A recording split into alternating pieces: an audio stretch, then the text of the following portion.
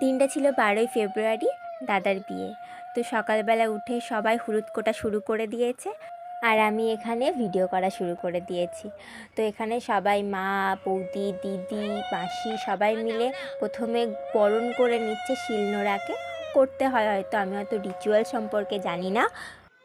আর এখানে হলুদ কোটার আগে দিদি, বৌদি, পিসি, মা, মাসি সবাই মিলে মুখে পান দিয়েছিল। আর সবাই মুখে পান দেওয়ার পর হলুদ কোটা শুরু করলো সবাই মিলে।